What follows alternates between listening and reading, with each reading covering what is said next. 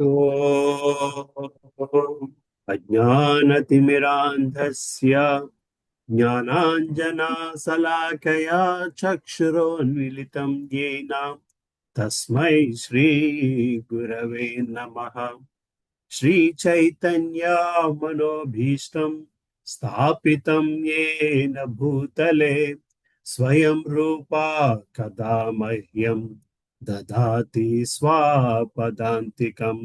वन्देऽहं श्रीगुरो श्रीयुतापदक श्री वन्देऽहं श्रीगुरो श्रीयुतापदकमलं श्रीगुरून् वैष्णवांश्च श्रीरूपं साग्रजातां सहगणा गुणान्वितं तं सजीवं साद्वैतं सावधूतं परिजना सहितं कृष्ण चैतन्य देवं श्री राधा कृष्ण पदान् सहगणा ललिता श्री विशाखान्वितांश्च हे कृष्णा करुणा सिंधो दीनबंधो जगत्पते गोपेशा गोपिका कांता राधा कांता नमोस्तुते तप्त कांचना गौरांगी राधे वृंदावनेश्वरी वृषभानुस्तुते देवी प्रणमामि हरिप्रिये वाञ्छाकल्पतरुभ्यश्च कृपा सिन्धुभ्य एव च पतितानां पावनेभ्यो वैष्णवेभ्यो नमो नमः। जय श्री कृष्णा चैतन्य प्रभु नित्यानंद श्री अद्वैता गदाधार श्रीवासादि गौर भक्त वृंद। हरे कृष्णा कृष्णा कृष्णा कृष्णा हरे हरे हरे रामा राम राम हरे हरे। ओम नमो भगवते वासुदेवाय। ओम नमो भगवते वासुदेवाय। ओम नमो भगवते वासुदेवाय। नारायणं नमस्कृत्यं नरं चैव नरोत्तमं देवीं सरस्वतीं व्यासं ततो जयमुदीरयेत्। नष्टप्रायेषु भद्रेषु नित्यं भागवत सेवया भागवते उत्तमश्लोके भक्तिर्भवति नैष्टिकी। कृष्णाय वासुदेवाय देवकी नन्दनाय च नन्दगोपकुमाराय गोविन्दाय नमो नमः। नमो महावधन्याय कृष्णप्रेमप्रदायते कृष्णाय कृष्णचैतन्य नाम्ने गौरत्विषे नमः। नमः पङ्कजनाभाय नमः पङ्कजमालिने नमः पङ्कजनेत्राय नमस्ते पङ्कजाङ्ग्र्ये। नमो ब्राह्मण्याय देवाय गोब्राह्मण्याय हिताय च जगद्हिताय कृष्णाय गोविन्दाय नमो नमः। नमः ॐ विष्णुपदाय कृष्णपृष्ठाय भूतले श्रीमते भक्तिवेदान्ता स्वामी नामिने। नमस्ते सारस्वती देवे गौरवाणी प्रचारिणे निर्विशेष शून्यवादी पाश्चात्य देश तारिणे। जय श्री कृष्ण चैतन्य प्रभु नित्यानंद श्री अद्वैत गदाधारा श्रीवासादि गौर भक्त वृंद। हरे कृष्णा कृष्णा कृष्णा हरे हरे हरे रामा राम राम हरे हरे। करोतु वाचालं पङ्गुं लगायते गिरिं यत्कृपातमहं वन्दे श्रीगुरुं दीनतारिणं परमानन्दमाधवं श्रीचैतन्यीश्वरम्। अपवित्रो पवित्रो वा सर्वावस्थिगतोऽपि वा यस्मरेत् पुण्डरीकाक्षं स बाह्याभ्यन्तरशुचिः। श्रीविष्णु श्रीविष्णु श्रीविष्णु। हरे कृष्ण।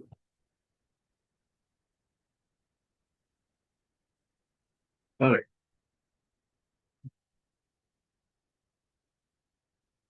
సో 10 అధ్యాయాలు అయినాయి, 11 అధ్యాయంలోకి వెళ్తున్నాము. ఆ చూద్దాం. హరే కృష్ణ విక్రమ్ ప్రభు దండాత్ ప్రణామ్.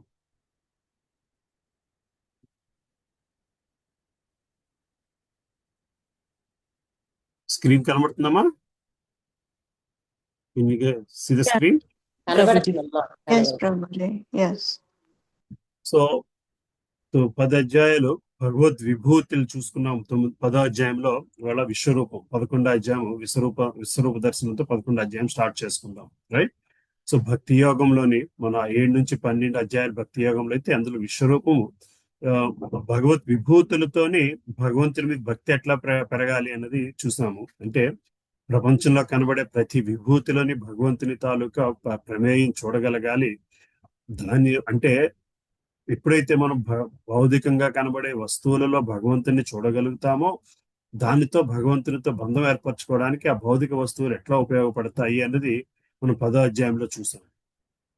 భౌతిక వస్తువులనే కాదు, భౌతిక ప్రపంచం నుండి ఏ వస్తువునైనా సరే చూసినప్పుడు భగవంతుని ఎలా కనెక్ట్ అవ్వాలి అని.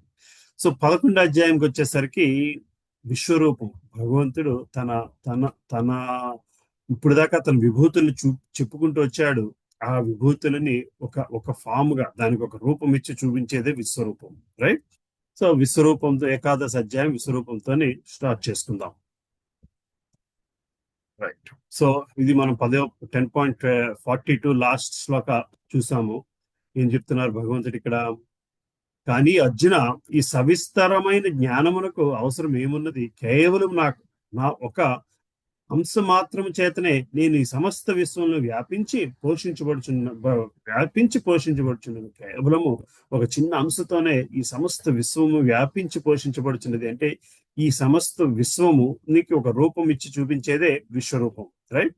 అయితే ఈ అధ్యాయంలో మనకి మొదటి 4 శ్లోకాలు జనరల్ గా మన ప్రతి అధ్యాయం అర్జునుడు క్వశ్చన్ అడగడం, శ్రీకృష్ణ పరమాత్మ సమాధానం చెప్పడంతో జరుగుతుంటుంది. అర్జునుడు తన విశ్వరూపాన్ని చూపించమని శ్రీకృష్ణ అభ్యర్థించడంతో ఈ అధ్యాయం స్టార్ట్ అవుతుంది. కృష్ణుడు తన విశ్వరూపాన్ని వివరించడము. సంజయుడు మళ్ళీ మనకి 1వ అధ్యాయంలో వెళ్ళిపోయిన తర్వాత సంజయుడు మళ్ళీ ఇక్కడే మనకి సంజయుడు కనబడుతున్నాడు. మొదట్లో 1-2 అధ్యాయాల్లో 2వ అధ్యాయంలో కూడా ఐ థింక్ సంజయుడు శ్లోకాలు వస్తాయి. ఇక్కడ మళ్ళీ 11వ అధ్యాయంలో మళ్ళీ మనకి సంజయుడు చెప్పిన శ్లోకాలు కొన్ని కనబడతాయి. అర్జునుడు శ్రీకృష్ణ విశ్వరూపాన్ని ఎట్లా చూశాడు అన్నది మళ్ళీ మనకి సంజయుడు వర్ణిస్తుంటాడు. ఆ తర్వాత అర్జునుడు తాను చూసిన సొంత అనుభవంతో 15 నుంచి 31 శ్లోకాలు రన్ అవుతుంటాయి. 32, 34 శ్లోకాలు భగవంతుడు ఇదంతా చూసావు, కరెక్టే, కాదనట్లేదు, కానీ నువ్వు తీసుకోవాల్సిన పాత్ర ఏమిటయ్యా అంటే నువ్వు నా సాధనాన్ని అవ్వాలయ్యా. తర్వాత మళ్ళీ అర్జునుడు ప్రార్థనలు. ఆ తర్వాత దీనికి భక్తి లేకుండా భగవంతుని దర్శించడం కష్టము అని చెప్పే శ్లోకాలు 47 నుంచి 55 శ్లోకం వరకు మనకి భక్తికి విశ్వరూపానికి ఉన్న సంబంధాన్ని తెలియజేసే శ్లోకాలు. సో దీంతో మొదటి శ్లోకానికి వెళ్దాం. రైట్. హరే కృష్ణ విక్రమ్ ప్రభు, చెప్పండి ప్రభు. హరే కృష్ణ ప్రభుజీ. నాకు లాస్ట్ వీక్ నేను మిస్ అయిన సెషన్ లోంచి 2 క్వశ్చన్స్ ఉన్నాయి గురూజీ. అవి తర్వాత అడగనా, ఇప్పుడు అడగనా? పర్వాలేదు, చెప్పండి. ఒక క్వశ్చన్ గురూజీ, గురువు యొక్క విలువని మనం భక్తి జర్నీలో కానీ మనకున్న నాలెడ్జ్ జర్నీలో కానీ దేవుడి పట్ల మనం ఎక్కడున్నామో ఆ లెవెల్కే మనకు అర్థమవుద్ది అనేది ఒక కాన్సెప్ట్ లాస్ట్ వీకెండ్ మీరు చెప్పారు గురూజీ. అంటే లైక్ దీంట్లో ఉంది గురించి, అదొకటి అడుగుదాం అనుకున్నాను. అంటే end of the day second question కూడా కనెక్టెడే గురూజీ. ఎండ్ ఆఫ్ ద డే మనం సెకండ్లీ అసలు గురువు స్థాయికి ఎలా వెళ్తారు? గురువు స్థాయికి ఎలా వెళ్తారు అంటే ఒక గురువుని మనం ఇప్పుడు నేను మిమ్మల్ని గురువు అనుకుంటున్నా గురూజీ.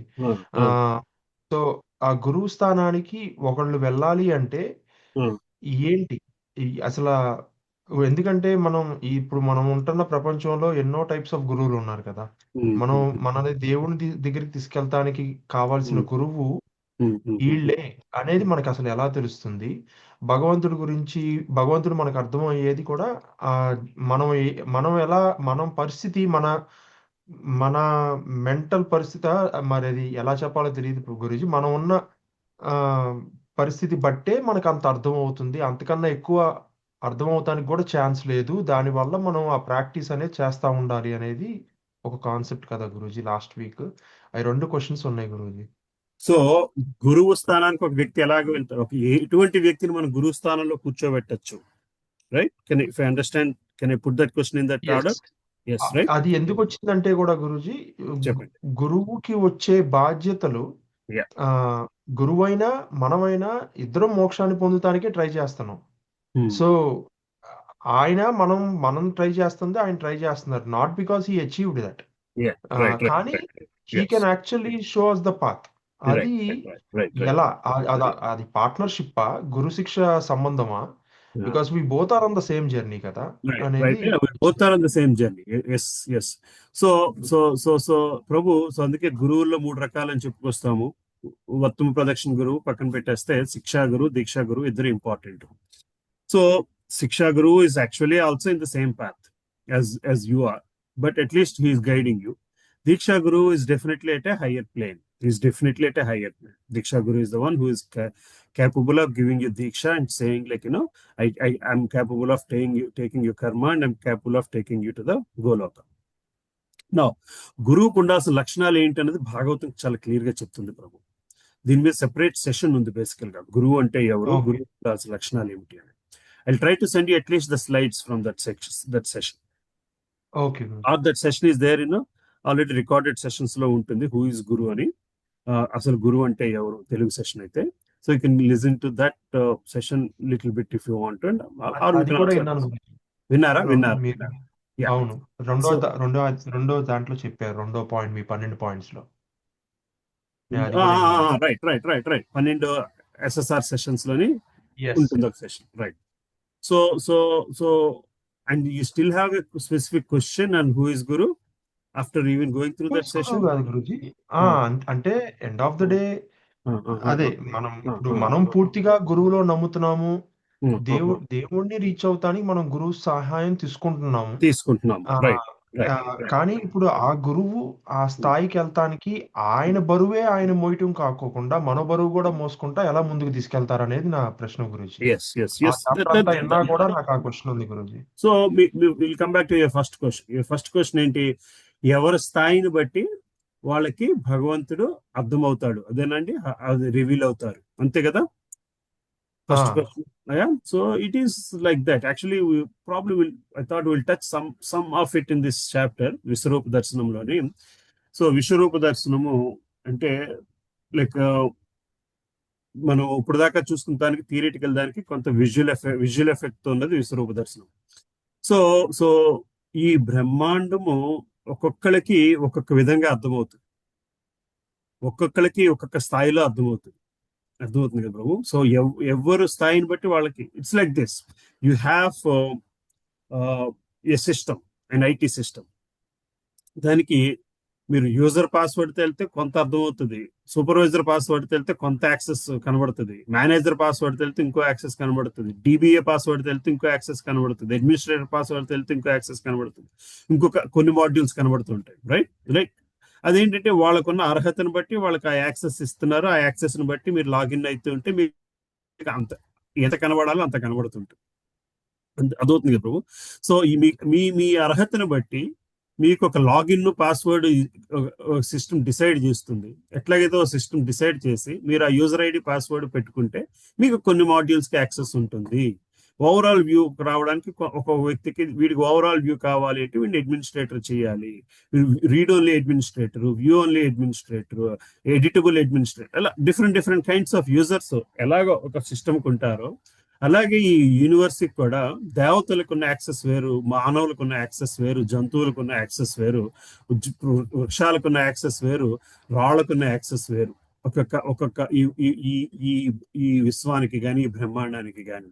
సో అట్లాగే మానవులలో కూడా ఒక వాళ్ళ విచక్షణను బట్టి వాళ్ళ ప్రోగ్రెస్ ని బట్టి వీళ్ళకి ఎంత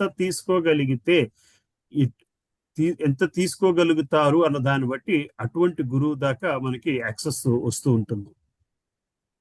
సో మిగతా వాళ్ళకి లేరా అంటే గురువులు ఎప్పుడూ ఉన్నారు. మీకు డిఫరెంట్ స్థాయిలో డిఫరెంట్ రియలైజేషన్స్ తో ఉన్న గురువులు ఎప్పుడూ ఉన్నారు.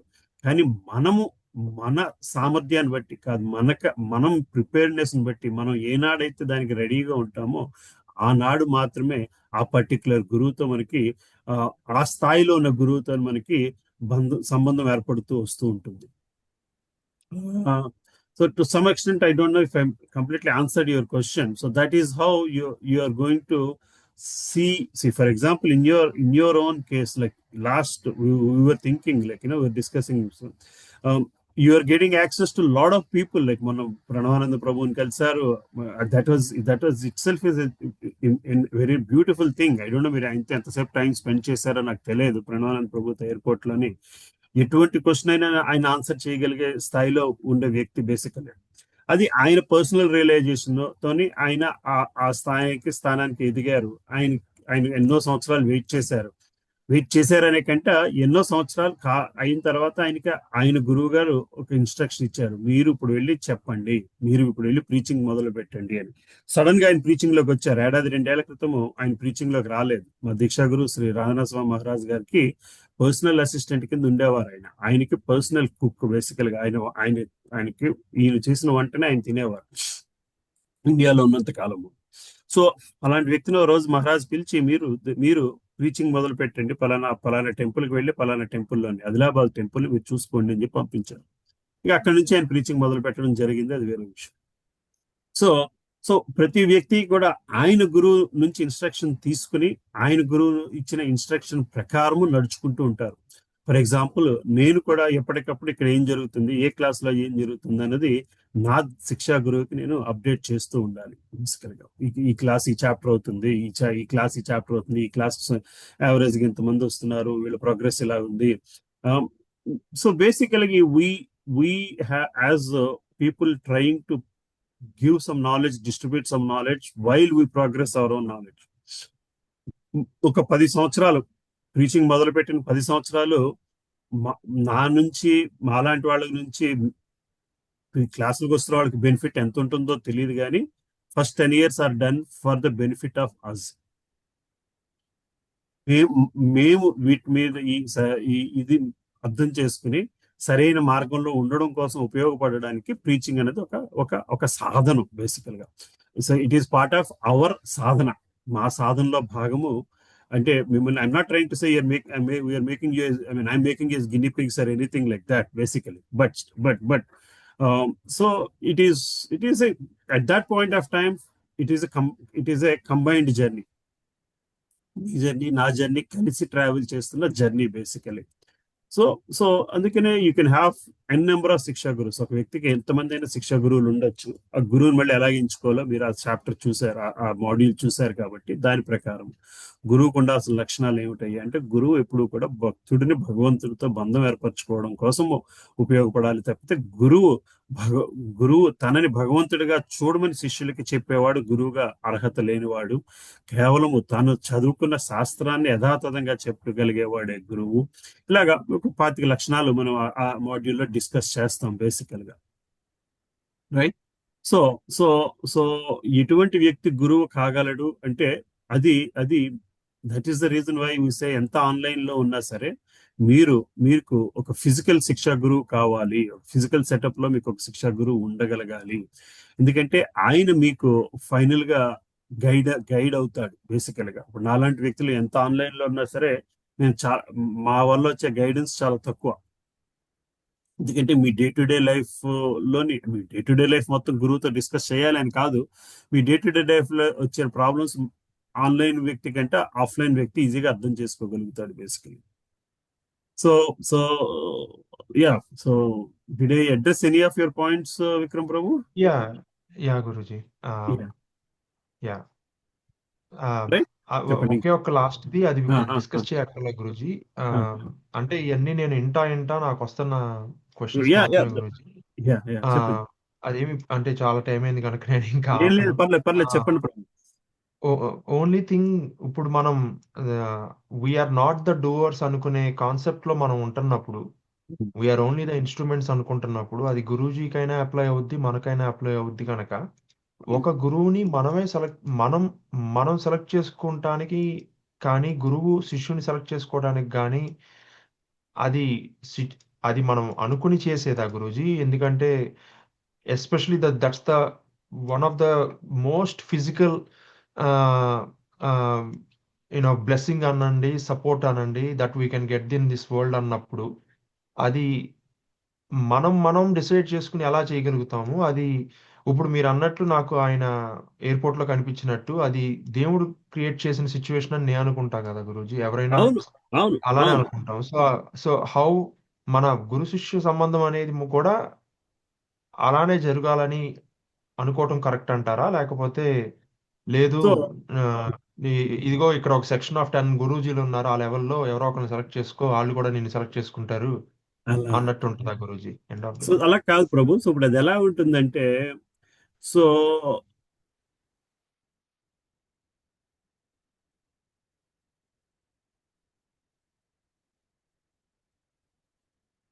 కట్ అయిపోయింది నాన్న, మీ వాయిస్ కట్ అయిపోయిందమ్మా. I think Prabhuji is disconnected. అవునమ్మా. విక్రమ్ ప్రభుజీ, ఈ లోపల ఒక చిన్న ఎక్స్పీరియన్స్ చెప్తున్నాను మీకు. చెప్పండి మాతాజీ. నేను కోవిడ్ కి ముందు అలాగా ఒక గురువు కావాలి అని చెప్పేసి చాలా అనుకునేదాన్ని అనమాట. ఎట్లాగా ఏంటి అని చెప్పేసి అదేంటి ఒకటి రెండు ప్రయత్నాలు చేద్దామని కూడా వెళ్తే మా రిలేటివ్స్ లో వాళ్ళు జ్ఞానం కావాలి కానీ భక్తి కాదని చెప్పేశారు. ఈవిడికి భక్తి ఉంది కానీ జ్ఞానం లేదు, ఇంకా ఎదగాలి అని చెప్పేసి నేను చాలా బాధపడ్డాను. అదేంటి భక్తి కదా అని చెప్పి అలాగా వెయిట్ చేస్తున్నాను అనమాట. నాకు గురువు కావాలి అని చెప్పి సడన్ గా ఒక రోజు బాబు ఫోన్ చేసి, అమ్మా ఇట్లా కోవిడ్ వల్ల ఏమో క్లాసులన్నీ కూడా ఆఫ్లైన్లన్నీ ఆపేశారు, ఆన్లైన్ మొదలు పెడుతున్నాము, నీ పేరు రాస్తున్నానమ్మా భగవద్గీతకి అన్నారు. ఇక ఆ రోజు నాకు చాలా సంతోషం అనిపించింది. ఎందుకంటే నేను వెతుకుతున్నాను గురువు కావాలి అని, ఆ గురువే నన్ను వెతుక్కుంటూ వచ్చారేమో. ఎవరైతేనే ఉంది, Yeah. ఒక కొడుకు గురువు అవటానికి లేదని ఏముంది అని చెప్పి, తప్పకుండానమ్మా నా పేరు రాస్తామమ్మా అన్నాను. ఆ కోవిడ్ దగ్గర నుంచి మేము అందరం కూడా భారతి మాతాజీ నేను మేమంతా ఈ క్లాసుల్లో ఉన్నాం అన్నమాట. ఒక ఎక్స్పీరియన్స్ చెప్తున్నాను మీకు. అంటే గురువు మనకి అవును ఎలా మాతాజీ. తటస్థ పడతారో అన్న దానికి మనం యా. వెతుకుతుంటే గురువే వస్తారేమో అనిపిస్తుంది అనమాట నాకు వెతుక్కుంటాను. నాకైతే అలాగే అవును అయింది. మాతాజీ. ఆ చాలా అవును. బాధపడిపోయేదాన్ని అనమాట. గురువు లేకపోతే ఎట్లాగా గమ్యం ఉండదు కదా, ఇలాగ ప్రయాణం చేయటమేనా, ఎట్లాగ అవుతుంది అని చెప్పేసి చెప్పేవాళ్ళు అప్పుడు ఉండాలి కదా. చాలా అవును మాతాజీ. బాధపడేదాన్ని అనమాట. సడన్ ఎస్పెషల్లీ గా అవును. ఒక రోజు ఫోన్ చేసి బాబు అడిగారు. అది నా అవును. ఎక్స్పీరియన్స్. ప్రభుజీ లాగా ఇంత పేషెంట్ గా చెప్పేవాళ్ళు దొరకాలంటే ఇంకా పెట్టి ఫుడ్ అది పడాలి మనం. ఇంకా అవన్నీ తర్వాతవి. కానీ మనం అవును. వెతుకుతున్న టైంలో నాకు ఎవరో ఒకరు కావాలి అనుకున్నప్పుడు తటస్థపడ్డం అన్నది చూసారా, అది అక్కడ మెరాకిల్. ఎస్ మాతాజీ. మీకు ఏమన్నా కొంచెం ఆ ఉపయోగపడుతుందేమోనని చేస్తున్నాను ప్రభుజీ. అవును మాతాజీ. థ్యాంక్ యూ మాతాజీ. Hare Krishna. Hare sorry Krishna. Prabhu, some internet disconnect అయింది. So to answer your question Prabhu, so గురువు తటస్థించడం కూడా భగవంతు అనుగ్రహమే. That's absolutely right. గురువు ఎప్పుడు అక్కడే ఉంటాడు, మనం ఐడెంటిఫై చేయగలమా లేదా అన్న దానిపైన ఆధారపడి ఉంటుంది. సో ఇదే ఎక్స్పీరియన్స్ మీరు ప్రణవానంద్ ప్రభు గారిని ఎయిర్పోర్ట్ లో కలిశారు. ఒక 2 ఏళ్ల క్రితము అలా కలిసి ఉన్నారేమో, మీరు గుర్తుపట్టలేదు. You might have in your mental state 2 years ago. With that state, if you had met him in the airport, would you have even reacted? No Guruji. Yeah, that's your choice. That's your preparedness. So ఆయన అక్కడికి రావడము మీ చేతిలో లేదు. You are not the door. Yes, you meeting him is not in your hands. In that to that aspect, you are not the door. But you making use of that opportunity, that is up to you. It's totally in your hands. You Yeah. Making use. అక్కడ ఆ సందర్భంతో మీరు ఆయనని ఇప్పుడు ఎంతమంది ఉన్నారు అక్కడ airport లో, మీరు ఒక్కరే కాదు కదా, ఎవరు రియాక్ట్ అయ్యారు అక్కడ, ఎవరు రియాక్ట్ అయ్యారు ఆయన చూసి? అటువంటి అదే వ్యక్తిని మీరు ఒక 2-3 సంవత్సరాల క్రితం చూసుండొచ్చు. చూసున్నా సరే మీరు రియాక్ట్ అవ్వలేదనే విషయం కూడా మీరు గ్రహించకపోవచ్చు.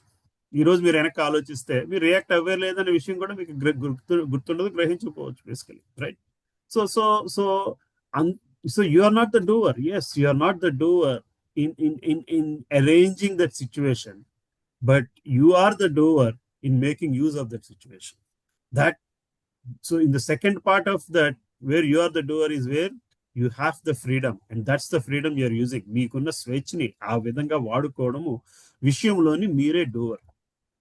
ఆ విషయంలో మనమే మన ప్రోగ్రెస్ కి కారకులం అవుతాం. Yes, Guruji. మనమే మనం తీసుకున్న చాయిసెస్ కి కారకులు అవుతాం. బట్ ఆ సిచ్యువేషన్ ఇస్ నాట్ యువర్స్ అంతవరకు. So so so this is exactly how it works Prabhu. So మరి అంత భగవంతుడే కారణము కదండి. సో నిన్న సండే క్లాస్లోని, సాటర్డే క్లాస్లోని క్వశ్చన్ వచ్చింది మాకు. మాయ కూడా భగవంతుని తాలూకా వలనే జరుగుతుంది. మీరేమో భగవంతుడు అందరూ తన దగ్గరికి వచ్చేయాలని కోరుకుతూ ఉంటాడు, మరి మాయని ఎందుకండి ఇంట్రడ్యూస్ చేయడము? మాయ లేకపోతే అందరూ ఆటోమేటిక్ గా వెళ్ళిపోతారు కదా.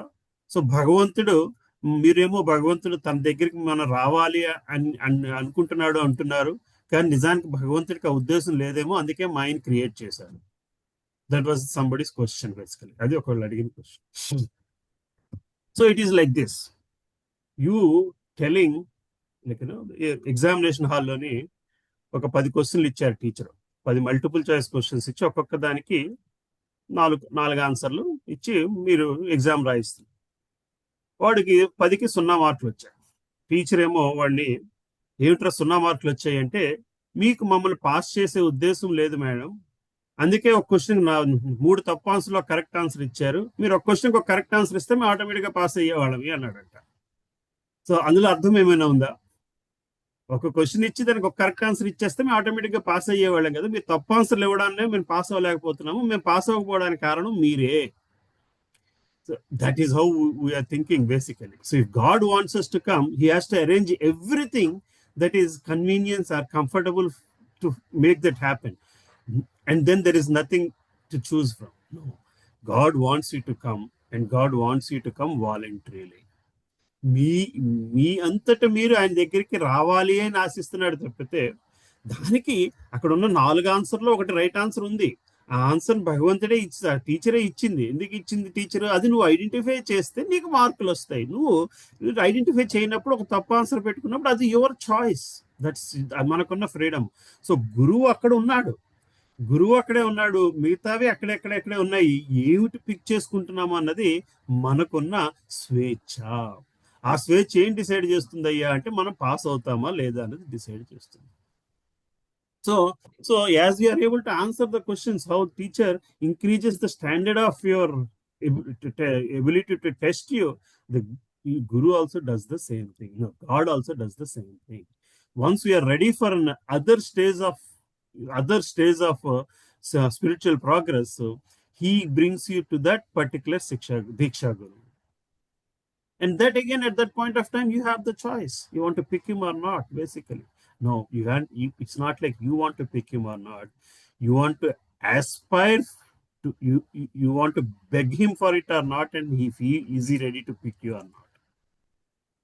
దీక్షా గురువు దగ్గరికి వచ్చేసాక ఈ శిక్షా గురువు అవనివ్వండి, దీక్షా గురువు అవనివ్వండి, ఆ రెండిటి మధ్య సంబంధం ఏర్పడినా సరే ఎంతమంది ఆ సంబంధంలో నిలబడుతున్నారు? ఈ పర్టికులర్ క్లాస్ లోనే ఒక స్థితిలోని మనము 15 మందిని కూడా చూసాం. మరి వాళ్ళకి శిక్షా గురువు ఎదుటి పడ్డాడు, కానీ నిలబడలేకపోతున్నారు. ఎందుకంటే that's the choice they are making basically.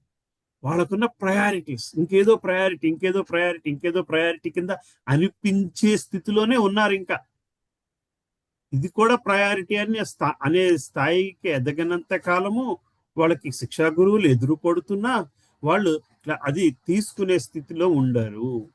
భగవంతుడు దాన్ని ఏమీ కాదనట్లేదు. భగవంతుడు ఇది నీ ఆశ, మనకి గౌరాంగ దర్శన ప్రభు మొన్న ఒక ఎగ్జాంపుల్ చెప్పుకొచ్చారు. లాస్ట్ వీక్ మనం డిస్కస్ చేసామో అనుకుంటాను.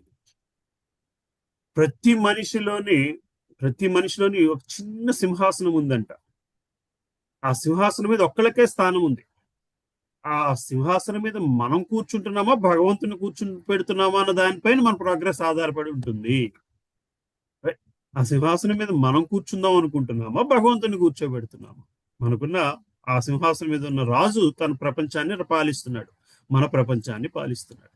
మన ప్రపంచానికి మనం రాజు అనుకుంటున్నామా, భగవంతుని రాజు కింద కూర్చోపెట్టగలుగుతున్నామా? ఎస్, భగవంతుని రాజుగా కూర్చోపెట్టినా, సో భగవంతుని is the doer, no, he is the ruler. You will be the doer. You are still the doer under his guidance, under his orders. ఆయన ఆర్డర్ ఏంటి, ఆయన గైడెన్స్ ఏంటి అన్నది గ్రహించగలిగే శక్తి కూడా ఆయన వల్లనే వస్తుంది. అది గ్రహించగలిగే శక్తి కూడా ఆయన వల్లనే వస్తుంది. అది ఎంతవరకు ఎప్పుడు వస్తుందయ్యా అంటే, మనల్ని మనం రాజుల కింద చూసుకున్నంత కాలము ఆయనని మనం గ్రహించే శక్తి చాలా తక్కువ వస్తుంది. That is directly proportional. Ante. I mean, you all watch games, right? A baseball game or what do you call it? Football games. Game start అయినప్పుడు both the teams have 50% of chances to win. As the game progresses, I don't know if they show you that bar or something like, which team has 100, which team has higher probability of winning అన్నది game progress. ఇక్కడైతే ఐపీఎల్కి అయితే game progress అవుతున్నంత సేపు కూడా ఆ 40 overs లోని మీకు చూపెడుతుంటాడు. 20 overs ఒక 20% chances of winning for this team, 80%. అదలాగా అటు ఇటు మూవ్ ఉంటుంది. గేమ్ అయ్యే చివరికి అది 100% ఒక టీంకి వచ్చేస్తుంది, ఆ పెండులం లాగా. It is exactly the same between how much you are giving control of your life to God versus you. 10% 20% ఒక సిచ్యువేషన్ 10% ఇస్తున్నాం, సిచ్యువేషన్ 20% ఇస్తున్నాం, సిచ్యువేషన్ 100% ఇస్తున్నాం. But the end of the game, by end of our life, if you are not able to give it 100% to him, then whatever 10%, 20% you still own ownership, then you have to come back to clear that ownership. Right, Prabhu? Sure, Guruji. Yeah. So ఇది అంతా కూడా భగవంతుని సంకల్పమా? Yes, భగవంతుని సంకల్పము. అయితే దాన్ని పట్టుకోకపోవడము మన సంకల్పమే. ఆ స్వేచ్ఛ మనకి భగవంతుడు ఇవ్వడం కూడా ఆయన సంకల్పంతో మనకి ఇచ్చిన స్వేచ్ఛ. అయితే ఆ స్వేచ్ఛను ఎట్లా వాడుకుంటున్నాము అన్నది మనం తీసుకోవాల్సిన డెసిషన్. రైట్? Sure, Guruji. కొంత క్లారిటీ వచ్చింది ప్రభు? Yeah, absolutely. వచ్చింది గురూజీ. థ్యాంక్ యూ ప్రభు. అందరికి సారీ గురూజీ, చాలా లేట్. సారీ ఏమీ లేదు ప్రభు, ఇందులో సారీ ఏమీ లేదు. సారీ చెప్పాల్సిన అవసరం ఏమీ లేదు. Basically, so again you are not the door. So you're asking this question for somebody else, basically. Yeah. Right? Sure, Guruji. Thank you, Prabhu. Hare Krishna. Hare Krishna. So 1వ శ్లోకంతోని 11.1 శ్లోకంతో start చేసుకుందాం. అర్జునం వాచా మదనుగ్రహయ పరమం గుహ్యమాధ్యాత్మ సంజితం యత్వా యోక్తం వచస్తేన మోహయం విగతో మమః. అర్జునుడు పలికెను, ఈ పరమరహస్యములైన ఆధ్యాత్మిక విషయముల గూర్చి నీవు దయచే నాకు చేసిన ఉపదేశముల శ్రవణము ద్వారా ఇప్పుడు నా మోహము తొలగిపోయినది. సో నాకు ఎటువంటి మోహము ఉన్నదో, ఎటువంటి అంబిగ్విటీ ఉన్నదో, అది ఇప్పుడు నువ్వు చేసిన ఈ డిస్కషన్ ద్వారా, ఈ విభూతుల్ని చూపించడం ద్వారా భగవంతుని తాలూకా స్థితి ఏమిటి అన్నది అర్థం చేసుకోవడంలోను, తన స్థితి ఏమిటి అన్నది అర్థం చేసుకోవడంలోను, ఉన్న పరిస్థితి, చుట్టూరు ఉన్న యుద్ధ పరిస్థితి, ఇదంతా కూడా ఆ మోహం అయితే పూర్తిగా తొలగిపోయినది కృష్ణ అని చెప్పుకొస్తున్నాడు. దీని భాష్యం చూద్దాం. ఈ అధ్యాయము శ్రీకృష్ణుడు సర్వ కారణములకు కారణని ప్రకటించుచున్నది. యవ్వనం నుండి భౌతిక విశ్వము ఉద్భవించునో అట్టి మహావిష్ణువుకు కూడా అతడే కారణం. శ్రీకృష్ణుడు అవతారము కాదు, అతడు సర్వ అవతారములకు కారణభూతుడు, అవతారి. ఆ విషయం గడిచిన అధ్యాయం నందు విశదముగా వివరింపబడినది. ఇప్పుడు అర్జునుడు తన మోహము తొలగినని చెప్తున్నాడు. అనగా అర్జునుడు శ్రీకృష్ణుని సామాన్య మానవునిగా లేక తన మిత్రునిగా భావింపక సర్వమునకు మూలాధారినిగా భావించుచున్నాడు. అర్జునుడు పరమ ఉత్తేజితుడై శ్రీకృష్ణుని వంటి గొప్ప మిత్రుడు తనకు లభించినందుకు ఆనందభరితుడవుచున్నాడు. కానీ ఇప్పుడు తాను శ్రీకృష్ణుని సర్వకారణకుడుగా అంగీకరించినను ఇతరులు ఆ విధంగా అంగీకరించరేమో అని అతను భావించుచున్నాడు. కనుకనే శ్రీకృష్ణుని దివ్యత్వమును సర్వులకు విశదపరచుటకై ఈ అధ్యాయం విశ్వరూపం చూపమని శ్రీకృష్ణుని ప్రార్థించుచున్నాడు. వాస్తవమునకు ఎవరైనా శ్రీకృష్ణుని విశ్వరూపమును చూసినప్పుడు అర్జున వలె భయభ్రాంతులగుదురు. కానీ శ్రీకృష్ణుడు పరమ దయాళుడు అయినందున విశ్వరూపమును చూసిన పిమ్మట తన మూల రూపమును తిరిగి పొంది నీ హితము కొరకు నేను ఇది ఉపదేశించుచున్నాను అని పలుమార్లు శ్రీకృష్ణుడు చెప్పిన విషయమును అర్జునుడు పూర్తిగా అంగీకరించుచున్నాడు. కనుకనే అర్జునుడు ఇదంతయు శ్రీకృష్ణ కృపచేతనే జరుగుచున్నదని కృతజ్ఞపూర్వకంగా ఇక్కడ పలుకుచున్నాడు. శ్రీకృష్ణుడే సర్వకారణులకు కారణుడనియు పరమాత్మగా సర్వుల హృదయమునందు నెలకొని ఉన్నాడని అర్జునుడు ఇప్పుడు పూర్తిగా నిశ్చయమునకు వచ్చాను. So this is exactly what state we should be. మనం ఇప్పుడు డిస్కస్ చేసినంత కూడా దీని చుట్టూరునే. భగవంతుడు సర్వకారణులకి కారణుడు. అంతేకాదు మన మనసులో నిలబడ్డున్న పరమాత్మ కూడా భగవంతుని తాలూకా విస్తరణే. ఆ పరమాత్మ ఏం చేస్తున్నాడయ్యా అంటే మనల్ని అబ్జర్వ్ చేస్తున్నాడు అని చెప్పుకొస్తుంటాం. దట్స్ ఓకే, మనల్ని అబ్జర్వ్ చేయడం పెద్ద పని కాదు. మనము ఆయన ఇన్స్ట్రక్షన్ కోసం వెయిట్ చేస్తున్నామా లేదా అని వేచి ఉంటున్నాడు. ఆయన ఇన్స్ట్రక్షన్ కోసం మనం వెయిట్ చేస్తున్నామా లేదా అని వేచి ఉంటున్నాడు. ఎప్పుడైతే మనము ఆయన ఇన్స్ట్రక్షన్ కోసము తీసుకోవడానికి రెడీగా ఉన్నామో అప్పుడు ఆయన మనకు ఆ ఇన్స్ట్రక్షన్ ఇస్తాడు. అయితే ఈ పరమాత్మ అన్నది అందరి హృదయంలోనే నిలిచి ఉన్నాడు కాబట్టి ఏనాడైతే మనం పరమాత్మ ఇన్స్ట్రక్షన్ తీసుకోవడానికి రెడీగా ఉంటామో ఆనాడు అతను ప్రణవానంద ప్రభు లాంటి వ్యక్తులని మన దగ్గరికి పంపిస్తారు. మనకి కావాల్సిన ఇన్స్ట్రక్షన్ వాళ్ళ ద్వారా ఇప్పిస్తారు. ఆ విధముగా భగవంతుడు ఆయనే హీఈస్ ద డూవర్, ఆయనే అన్నిటికీ కారకుడు.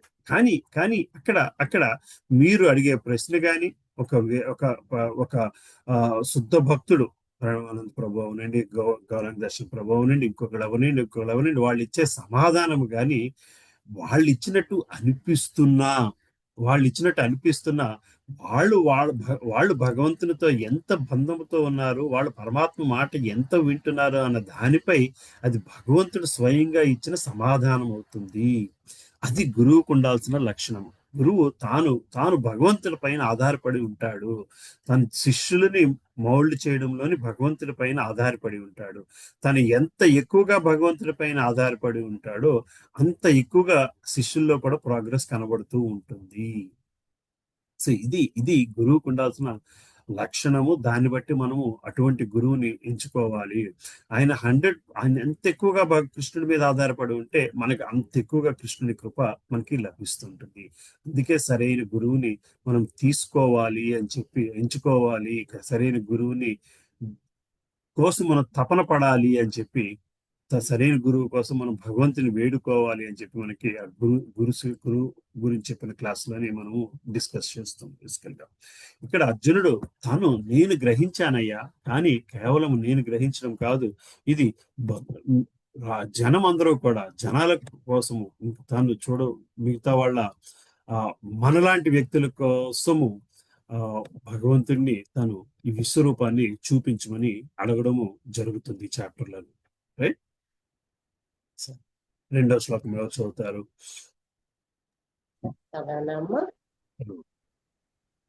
హరే కృష్ణ.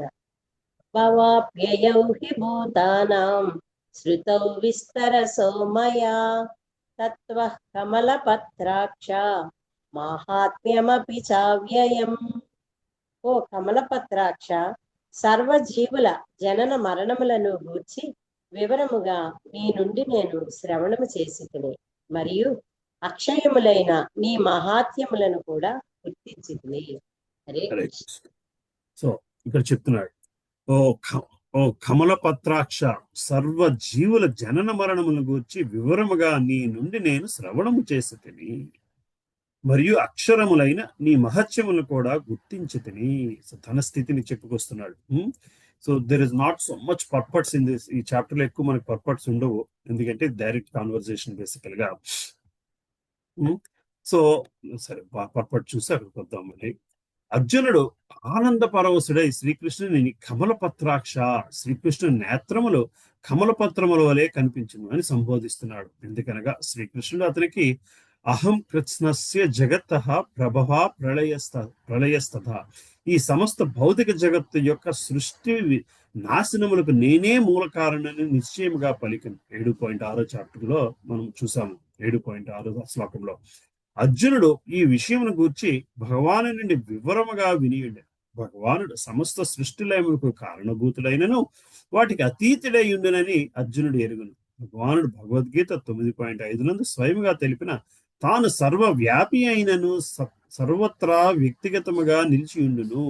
శ్రీకృష్ణుని అచింత్యమైన ఈ దివ్య విభూతిని తాను పూర్తిగా అవగాహన చేసుకున్నట్లు అర్జునుడు అంగీకరిస్తున్నాడు.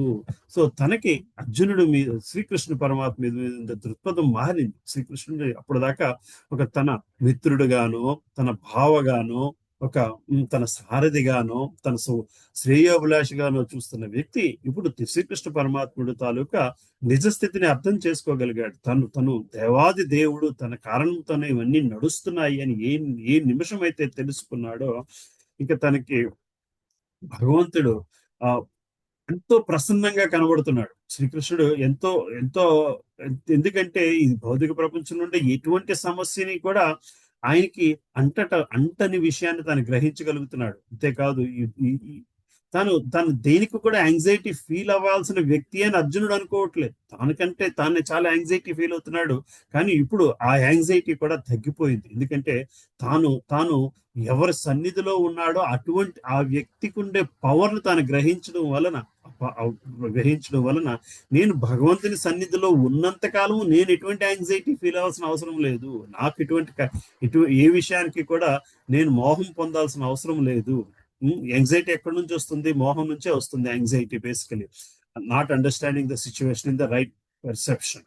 సో ఎప్పుడైతే అది యథాతథంగా అర్థం అయ్యిందో, యథాతథంగా భగవంతుని తాలూకా స్థితి తాను అర్థం చేసుకోగలిగాడో, ప్రపంచం తాలూకా స్థితిని యథాతథంగా అర్థం చేసుకున్నప్పుడు మనకి ఎటువంటి యాంగ్జైటీ ఉండదు. అర్జునుడు అటువంటి ప్రశాంతతతోని శ్రీకృష్ణ భగవానుని అడుగుతున్నాడు. రైట్. సరే, మూడో శ్లోకం ఎవరు చదువుతారు? హరే కృష్ణ. చదవమంటారు? చదవండి బాబు. హరే కృష్ణ. ఏవమేతజ్జదాత్తత్వం ఆత్మానం పరమేశ్వర ద్రష్టుమిచ్ఛామి తే రూపం ఐశ్వరం పురుషోత్తమా. అనువాదము: ఓ పురుషోత్తమా, ఓ పరమేశ్వర, నీవు వర్ణించినట్లుగా నీ యథార్థ రూపమును నేను నా ఎదుట చూడగలిగినను నీవు ఏ విధముగా ఈ విశ్వమునందు ప్రవేశించితో నేను గాంచగోరుచున్నాను. నీ యొక్క ఆ బ్రహ్మాండమైన రూపమును నేను దర్శించగోరదును. హరే కృష్ణ. ఏవమేత యథార్థముగా ఆత్మానాం పరమేశ్వర దృష్టిమిచ్చామి తే రూపం ఐశ్వర్యం పురుషోత్తమ. ఓ పురుషోత్తమ, ఓ పరమేశ్వర, నీవు వర్ణించినట్లుగా నీ యథార్థ రూపమును నేను నా ఎదుట చూడగలిగినను నీవు ఏ విధముగా ఈ విశ్వనందు ప్రవేశించుతావో నేను గాంచగోరుచున్నాను. నీ యొక్క ఆ బ్రహ్మాండమైన రూపమును నేను దర్శించగోరుచున్నాను. ఇది భగవంతుని అర్జునుడు అడుగుతున్నది మనలాంటి వాళ్ళ కోసం. భగవంతుడి తాలూకా యథార్థ రూపాన్ని నువ్వు ఈ విశ్వానికి అతీతమైన వ్యక్తివి. ఈ విశ్వం భౌతిక విశ్వం. ఈ భౌతిక విశ్వంలోకి నువ్వు ఎట్లా వచ్చావో నేను చూడాలని ఉందయ్యా. యథార్థముగా నీ రూపాన్ని చూడాలని ఉంది.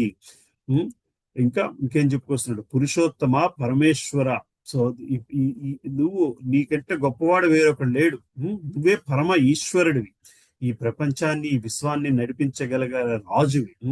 ఏ విధముగా ఈ విశ్వాన్ని ప్రవేశించుతావో నేను గాంచగోరుచున్నాను.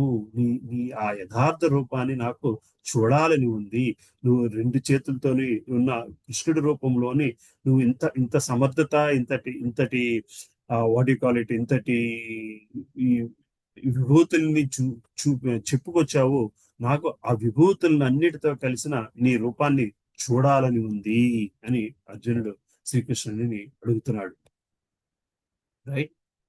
భౌతిక విశ్వం నందు తాను తన స్వరూప అంశముచే ప్రవేశి ఉన్నందున అది సృష్టి పొంది కొనసాగుచున్నదని శ్రీకృష్ణ భగవానుడు భగవద్గీత 10.42లో తెలిపాడు. తనకు సంబంధించినంత వరకు అర్జునుడు శ్రీకృష్ణుని బోధనలచే ప్రేరితుడయ్యాను. కానీ శ్రీకృష్ణుడు సామాన్య మానవుడైనని భావించి భవిష్యత్తు జనులకు విశ్వాసం కలిగించడం కొరకై అర్జునుడు ఆ దేవదేవుని విశ్వరూపమును చూడగోరని. తద్వారా భగవానుడు విశ్వమునకు అతీతుడై ఉన్నను ఏ విధముగా విశ్వ కార్యమునరించునో అతడు తెలుసుకొనదలిచాడు. అర్జునుడు శ్రీకృష్ణుని పురుషోత్తమ అని సంబోధించటందు ప్రాధాన్యత కలదు. భగవానుడు అంతర్యామి అయినందున అర్జునుని అంతరమునందు నిలిచినాడు కనుక అర్జునుడి అంతరమునందలి కోరికను కూడా అతడు ఎరుగును. సో మళ్ళీ పరమాత్మ అంశంలో ఉండడం వలన శ్రీకృష్ణుడికి అర్జునుడి తాలూకు కోరిక కంప్లీట్ గా అర్థమవుతుంది. ఎందుకంటే ఒకసారి మనం సరెండర్ అయిపోతే మనం కంప్లీట్ గా మనం భగవంతుడికి ఒక బ్లూ ప్రింట్ లాగా మనం కనబడుతూ ఉంటాం. ఆయనకి మనకు we are completely putting control of our lives in his hands basically, right. So అందువలన అర్జునుడు తాలూకు మనసు ఏంటనేది శ్రీకృష్ణ పరమాత్ముడికి కూడా చాలా క్లియర్ గా అర్థమవుతున్నది. అంతేకాదు భావి తరాల కోసము శ్రీకృష్ణుడి తాలూకు విషయం అర్జునుడు అర్థం చేసుకున్నా సరే మిగతా వాళ్ళు అర్థం చేసుకోవడం కోసము ఈ ఈ ఈ బ్రహ్మాండంలోకి శ్రీకృష్ణుడు వచ్చి తాను ఎట్లాగా దీనిని అంతటిని కంట్రోల్ చేస్తున్నాడు, దీని అంతటికి ఎట్లాగా అధిపతి అన్న విషయాన్ని అర్జునుడు తనకి చూడాలని ఉంది అని అడుగుతున్నాడు. కనుక అర్జునుని అంతరమునందుల కోరికను కూడా తెలియగును. స్వయం రూపమునందు దర్శించుటచే సంపూర్ణముగా సంతృప్తి పొందినందున తనను విశ్వరూపమునందు చూడవలెనని ప్రత్యేక వాంఛ అర్జునుడికి ఇట్టిది లేదని కేవలం ఇతరులకు విశ్వాసము కలిగించుట కొరకే అతడు విశ్వరూపమును చూడగోరుచున్నాడని శ్రీకృష్ణుడు ఎరుగును. భవిష్యత్తు కాలమున భగవాను అవతారములుగా నటించు కపటులు అనేక మంది ఉండవచ్చు కనుక ఆ విషయమున ఒక ప్రమాణమును ఏర్పరచుటకు అర్జునుడు విశ్వరూపమును గాంచగోరనని శ్రీకృష్ణుడు ఎరుగును. కనుకనే తాము అవతారములను ప్రకటించుకుని వారి విషయమున జనులు అధిక జాగృతులై ఉండవలని తాను శ్రీకృష్ణుని చెప్పుకున్నవాడు విశ్వరూపం చూపి తాను చెప్పినది సత్యమని జనులకు నిరూపించటకై సంసిద్ధులై ఉండవలను. మనం చాలా మంది నేను భగవంతుడిని అని చెప్పుకుంటూ ఉంటారు. మనం వాళ్ళని అడగాల్సిన ప్రశ్న ఏమిటయ్యా అంటే, అయితే మీరు కూడా కొంచెం మాకు విశ్వరూపాన్ని చూపించండి అని అడగాలి. ఈ నిమిషం అయితే విశ్వరూపాన్ని చూపగలుగుతారో ఆ నిమిషము మనం అతన్ని భగవంతుడిగా చెప్పవచ్చు. ఒక సెషన్ లో ఎక్కడ విన్నాను నేను, ఒక క్లాస్ లో చెప్తా అంటారు. ఒక సన్యాసి బృందావనానికి వచ్చి అక్కడ అందరినీ మా క్లాసులు అవి ఇస్తుంటే వీళ్ళందరూ కూడా మా గురువు గారు క్లాసులు ఇస్తున్నారు కదా, అంత బాగుంది అని చెప్పి వింటున్నారు. ఓ రోజు ఆయన వచ్చి వాళ్ళ శిష్యులు వచ్చి మా గురువు గారు భగవంతు స్వరూపులు వలన భగవంతుడు తాలూకా కార్యక్రమాలన్నీ కూడా ఈయన చేస్తూ ఉంటారు. మీరు రేపు రాబోతుంది కాలాన్ని వసంత కాలము. సో ఎప్పుడు భగవంతుడు అది రాసలీల చేసిన కాలము. సో మనము ఎల్లుండు రాసలీల చేస్తాము. సో మీరు దానికి అరేంజ్మెంట్స్ చెయ్యండి అని చెప్పి శిష్యులు చెప్పారు అన్నమాట. ఇవాళ వచ్చే భక్తులతోనే రాసలీలకి అరేంజ్మెంట్స్ చేయండి. వీళ్ళు ఆలోచించారు, ఏమిటయ్యా మనకు అలవాటు లేని పనిది, రాసలీలను చేయించడం ఏమిటి, ఎవరో గురువు అని చెప్తున్నాడో గురువుతో కూర్చోబెట్టి ఇప్పుడు మన భక్తులందరినీ ఆ ఇంట్లో డాన్స్లు ఏమని చెప్పాలా అని అనుకున్నాక వాళ్ళలో ఒక అతను అన్నారు అన్నమాట గురువు శిష్యులతో, చాలా బాగుందండి మీరు అన్నట్టు, గురువు గారుతో కృష్ణ పరమాత్మల సమానులు కాబట్టి తప్పకుండా రాసలీల అరేంజ్ చేద్దాము. అయితే శ్రీకృష్ణుడు రాసలీల కంటే ముందు చేసిన ఒక చిన్న కార్యం ఉంది, గోవర్ధనగిరిని ఎత్తడం కూడా చేశారు కాబట్టి రేపు మనం గోవర్ధనగిరి ఎత్తే కార్యక్రమం పెట్టుకుందాము, ఎల్లుండి రాసలీల కార్యక్రమం చేద్దాము.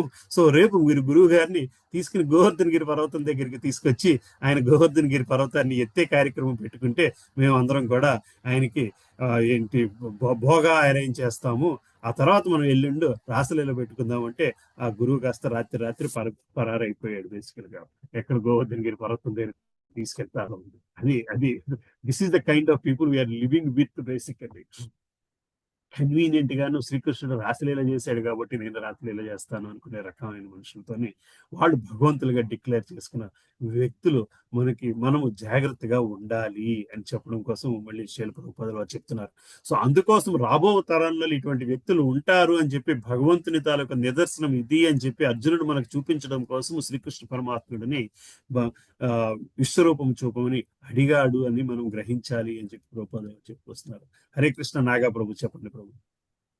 ప్రభుజీ, మనం భగవద్గీతలో విన్నాం కదా ప్రభుజీ, కృష్ణుడు మళ్ళీ అంటే మళ్ళీ వస్తారు మనిషి రూపంలో అని, అంటే ఎనీ టైంలో. అప్పుడు మనకు ఎలా తెలుస్తుంది ప్రభుజీ ఇప్పుడు అంటే? Yes. So Prabhu Bhagavatam is suppose to be the history of the Brahmand. So అందులో మనకి భవిష్య పురాణం అంటే భవిష్యత్తుకి సంబంధించిన కొన్ని చాప్టర్స్ ఉన్నాయి. బేసికల్ గా 12వ అధ్యాయం అంతా కూడా 12వ స్కందం అంతా కూడా భాగవతంలోని భవిష్యత్తు. అందులో కొన్ని క్లియర్ మార్కింగ్స్ ఉన్నాయి ప్రభు.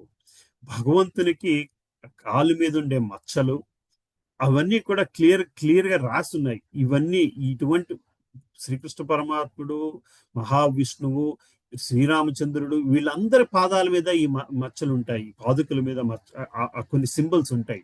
ఆ సింబల్స్ ఉన్న వ్యక్తులే భగవంతుని కింద మనం స్వీకరించాలి అని చెప్పి భాగవతంలో రాసింది. సో రేపు పొద్దున మళ్ళీ శ్రీకృష్ణ పరమాత్ముడు మానవ రూపంలో వస్తే ఆ సింబల్స్ ఉన్ననాడు మాత్రమే మనం అతనిని ఆ భగవంతుడి కింద స్వీకరించాల్సిన అవసరం ఉంది. మిగతా వ్యక్తులను ఎవరిని కూడా మనం భగవంతుడి కింద స్వీకరించాల్సిన అవసరం లేదు. రైట్ ప్రభు. థ్యాంక్స్ ప్రభుజీ. సరే, 4వ శ్లోకం ఎవరు చదువుతారు? హరే కృష్ణ ప్రభుజీ. హరే కృష్ణ శ్రీనివాస్ ప్రభు. దండ ప్రణం ప్రభు. చదవండి ప్రభు. భగవద్గీత 11వ అధ్యాయం 4వ శ్లోకం. మన్యసే యది తచ్చక్యం మయా ద్రష్టుమితి ప్రభో యోగేశ్వర తతో మే త్వం దర్శయాత్మానమవ్యయం. అనువాదం. హే ప్రభు, యోగేశ్వర, నీ విశ్వరూపమును గాంచుటకు నేను సమర్థుడునని నీవు తలచినతో దయ్యుంచి ఆ అపరిమితమైన విశ్వరూపము నాకు చూపుము. హరే కృష్ణ. సో మళ్ళీ ఇక్కడ అర్జునుడు నాకు విశ్వరూపం చూడాలనుంది అని చెప్పినా సరే is again being submissive in saying. మళ్ళీ ఆయన తన స్థితిని గ్రహించి నీకు నేను అర్హుడిని అనుకుంటే మాత్రమే చూపుము. ఓ ప్రభు, హే ప్రభు యోగేశ్వర, నీ విశ్వరూపమును గాంచుటకు నేను సమర్థుడునని నీవు తలచినచో దయ్యించి ఆ అపరిమితమైన విశ్వరూపమును నాకు చూపుము. మళ్ళీ అది విశ్వరూపాన్ని చూడడం కూడా మళ్ళీ అది కేవలం మన కోరికతోనే ఆధారపడి ఉండదు. అది భగవంతుడు ఎప్పుడు తనకి అర్హత ఉంది అనిపిస్తేనే అప్పుడు చూపిస్తాడు. సో చాలా మంది ఒకసారి ప్రభుపాదులు వారిని అడిగారు ఒకసారి, ప్రభుపాద నేను ఇన్నేళ్ళగా సాధన చేస్తున్నాను, నాకు ఎందుకు మరి భగవంతుడి తాలూకా ఇది కనబడట్లేదు అంటే ప్రభుపాదులు ఈ శ్లోకాన్ని కోట్ చేసేవారు. అర్జునుడు కూడా వెయిట్ చేశాడు. ఏం చెప్పాడయ్యా అంటే, నేను సమర్థుడిని తలిచినప్పుడే నువ్వు నాకు ప్రకటమావు, నాకు ఆ విశ్వరూపాన్ని చూపించవయ్యా అని చెప్పాడు. అలాగే మనం ఎప్పుడైతే మనము అర్హతలము మనకు సమర్థత ఉంది అనుకున్న నాడే భగవంతుడు తను ప్రకటం అవుతాడు అన్నది మనం గ్రహించాల్సిన విషయము. బేసికల్ గా మళ్ళీ ఒక విద్యార్థికి, ఒక శిష్యుడికి ఉండాల్సిన ఒకనొక లక్షణం ఏమిటయ్యా అంటే, God is not at my disposal, we are at his disposal. Yes, he's the door. మనకు నచ్చినట్టు భగవంతుడు ఉండడం కాదు, మనకు నచ్చినట్టు భగవంతుని మనం ఏంటిదండి, ఇలాగుంటేనే భగవంతుడు, ఇది జరిగితేనే భక్తి, ఇలాగైతేనే నాకు దేవుడు, ఈ భావంలో మనం నిలబడి ఉంటాము. అదంతా ట్రాన్సాక్షనల్ రిలేషన్ అయిపోతుంది. If I do this, if you do this, I will do this అన్నది కాదు. నేను నాకు అర్హత ఉంది అనుకుంటేనే నువ్వు నాకు దర్శనం ఇయ్యవయ్యా అని చెప్పి అర్జునుడు అడుగుతున్నాడు. మనం కూడా అటువంటి స్థితిలో నిలబడినప్పుడు మాత్రమే అర్హత సంపాదించిన వాళ్ళం అవుతాము. భౌతిక ఇంద్రియముల ద్వారా దేవాది దేవుడైన శ్రీకృష్ణుని దర్శింపలేరని, శ్రవణం చేయలేరని, గ్రహింపలేరని చెప్పబడినది. కానీ ఆరంభము నుండి మానవుడు ప్రేమయుక్త సేవలో నెలకొనితో ఆ భగవానుని వ్యక్త రూపమున దివ్య జ్ఞానముచే గాంచగలుగును. సో ఎప్పుడైతే మనం ప్రేమయుక్త సేవలో ఆ ప్రేమ భక్తిలో ఉంటామో అప్పుడే మనం భగవంతుని మనం గ్రహించగలుగుతాం. ప్రతి జీవియు వాస్తవునకు ఆధ్యాత్మిక విస్ఫులింగము మాత్రమే. కనుకనే జీవులకు దైవాది దేవుని దర్శించడం గాని అవగాహన చేసుకున్నట్టు గాని సాధ్యపడదు. కనుకనే భక్తుడైన అర్జునుడు తన ఊహాశక్తి లేదా కల్పనా శక్తిపై ఆధారపడక సామాన్య జీవిగా తన పరిమితిని అంగీకరించి శ్రీకృష్ణ భగవానుని అపరిమేయమైన స్థితిని కీర్తించుచున్నాడు. పరిమితుడైన జీవునికి అపరిమితము మరియు అనంతమైన భగవానుని స్వరూపమును గూర్చి ఎరుగుట సాధ్యపడదని అర్జునుడు అవగాహన చేసుకునగలిగాను. పరిమితమైన జీవునికి మనస్థితి కూడా పరిమితమైనది. అది అపరిమితమైన అనంతమైన భగవంతుని స్వరూపముని తెలుసుకోవడము సాధ్యపడదు అన్న విషయాన్ని అర్జునుడు గ్రహించగలిగాను. అపరిమితుడైన తనను తాను వ్యక్తపరుచుకున్నప్పుడే అతని కృపచేతనే అతని అపరిమిత స్వభావం ఎరుగుట సాధ్యపడగలదు. So we can understand a person based on how much he is ready to reveal. భగవంతుడిని తాను ఎంత మనం తెలుసుకోవాలి అని ఆయన అనుకుంటున్నాడో అంతవరకే ఆయన మనకి ప్రకటన అవుతాడు అన్నది మనం గ్రహించాల్సిన విషయం. అది దేనిపైన ఆధారపడి ఉంది అయ్యా అంటే మన శ్రద్ధ విశ్వాసము పైన ఆధారపడి ఉంటుంది. శ్రీకృష్ణ భగవానుడు అచింత్య శక్తి సంపన్నుడు కనుక యోగేశ్వర అనే పదము కూడా మిక్కిలి ప్రాధాన్యతను సంతరించుకుంటుంది. అనగా అతడు అపరిమితుడైనను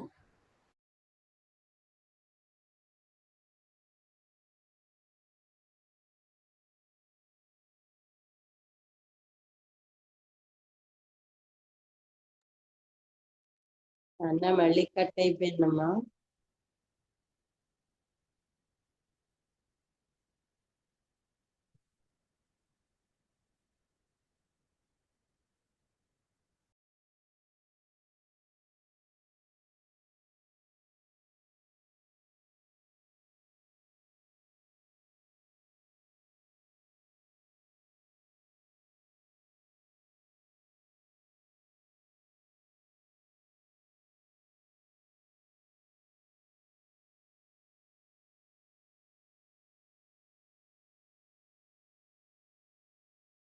సరే, వాళ్ళు ఎందుకు ఇంటర్నెట్ ఎంత ఇబ్బంది పడుతుందో తెలియట్లేదు.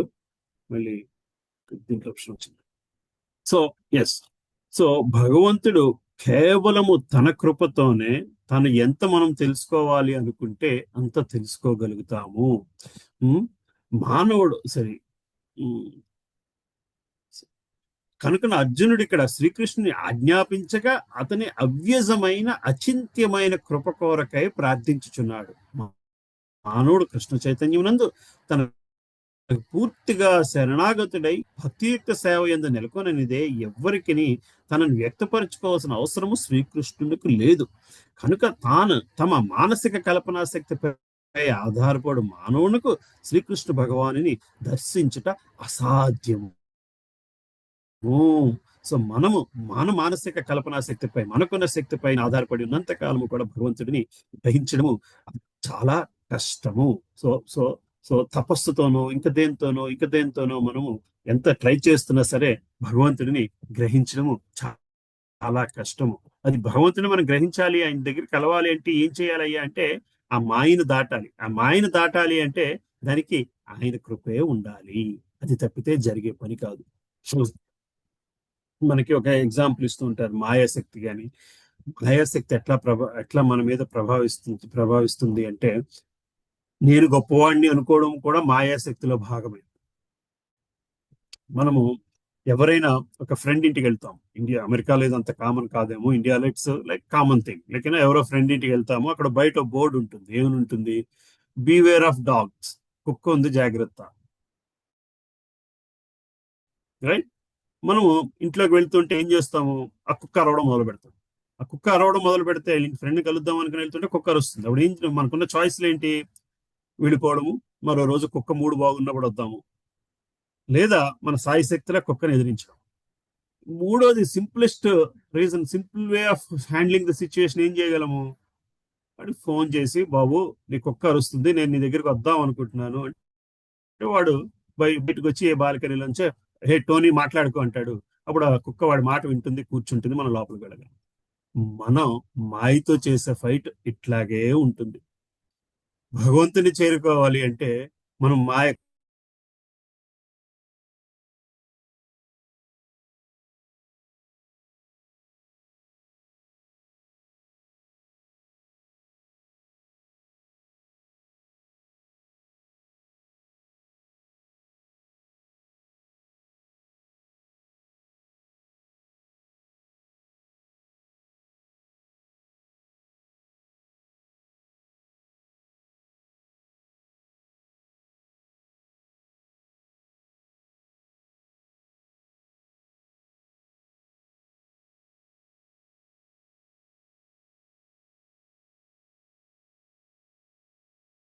మరి వాళ్ళు ఎందుకు చాలా ఇబ్బంది పెడుతుంది ఇది.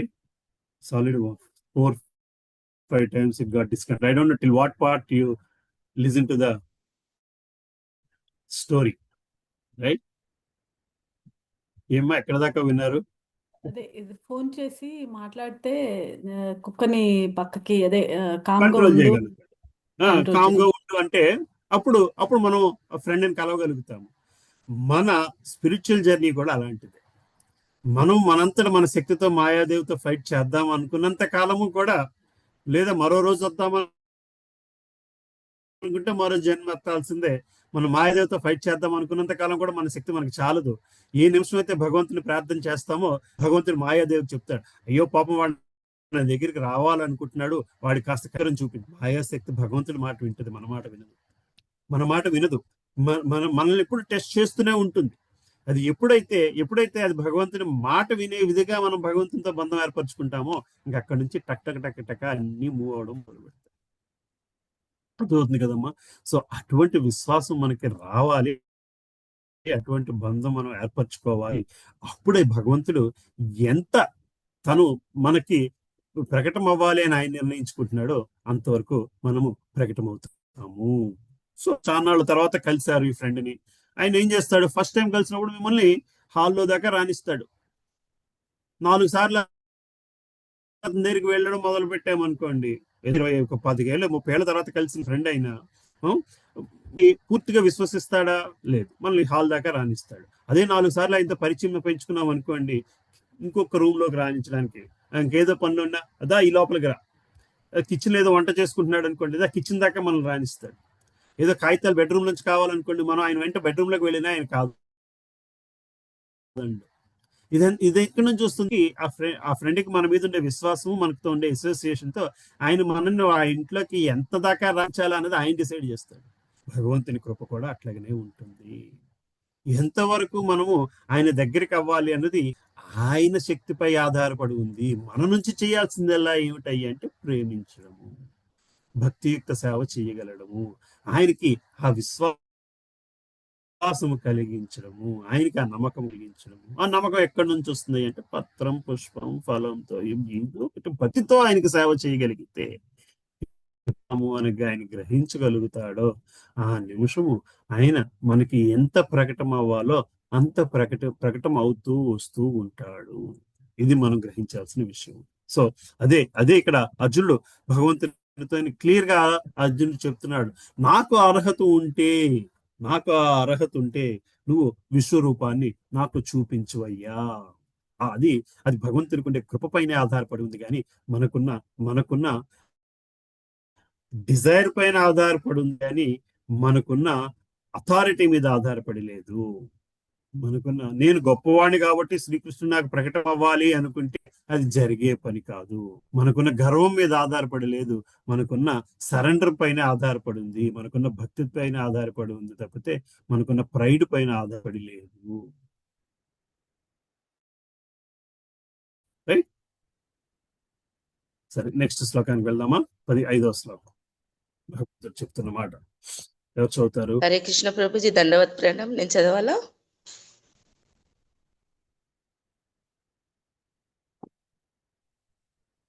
హరే కృష్ణ. మళ్ళీ హ్యాంగ్ అయింది మేడం, కనెక్షన్ హ్యాంగ్ అయ్యింది. హరే కృష్ణ ప్రభుజీ. మీరు చదివండి లోపల. చదవండి అమ్మా, ఆగిపోయినట్టుంది బాబుది మళ్ళీ. ఓకే మాతాజీ. ఐదవ శ్లోకము. శ్రీ భగవానువాచ పశ్య మే పార్థ రూపాణి శతశోత సహస్రశః నానావిధాని దివ్యాని నానావర్ణాకృతీని చ. శ్రీ భగవానుడు పలికాడు, ఓ అర్జున, పృథాకుమార, లక్షలాదిగా ఉన్నట్టి నానా రకాల దివ్యమైన పలు రంగులతో కూడిన రూపములనే నా విభూతులను ఇప్పుడు చూడు. హరే కృష్ణ ప్రభు. హరే కృష్ణ మాతాజీ.